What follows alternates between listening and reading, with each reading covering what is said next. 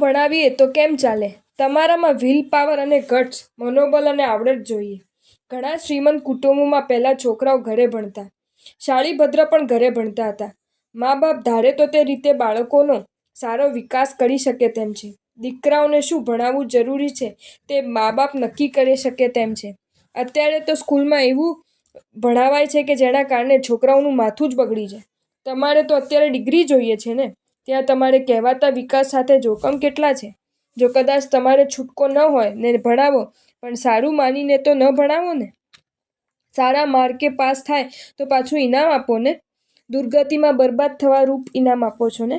આવી તો કેટલીય વાતો છે કે જેનાથી તેઓને કેટલું નુકસાન થાય છે, અને આ બધામાં જવાબદારી તમારી જ છે. મરીચીની ભૂલનો દાખલો લઈ તમે તમારા જીવનની ભૂલોનો વિચાર કરો તો ભડકી જવાય તેવું છે. સવારથી સાંજ સુધીમાં ભગવાન આજ્ઞા વિરુદ્ધ કેટલું બોલાતું હોય છે. ભલે તમે આજ્ઞા પ્રમાણે કદાચ પાળી શકો ઓછું, પણ આજ્ઞા જ બરાબર છે તે માનવાની તૈયારી કેટલાની? 18 પાપસ્થાનકમાં 18મેં મિથ્યાત્વ લખ્યું છે, જે સૌથી મોટું પાપ છે.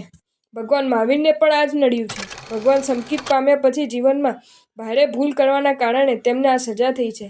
આ સજા પણ તેમને મધ્યમ છે. જો ઉત્કૃષ્ટ સજા થઈ હોત તો અનંતો કાલો તેઓ સંસારમાં રખડ્યા હોત. મધ્યમ જ સજા થવાનું કારણ શું? તે વખતે ઉત્કૃષ્ટ ભાવ ન હતો, માટે જેવા ભાવ હતા તેવું ફળ મળ્યું છે. જો તમને આ વિડીયો ગમ્યો હોય તો આ વિડીયોને લાઇક કરો અને શેર કરો, અને આવા જ નવા વિડીયો જોવા માટે જૈન ફેક્ટ્સ એન્ડ સ્ટોરીઝની ચેનલને સબસ્ક્રાઈબ કરો. ધન્યવાદ.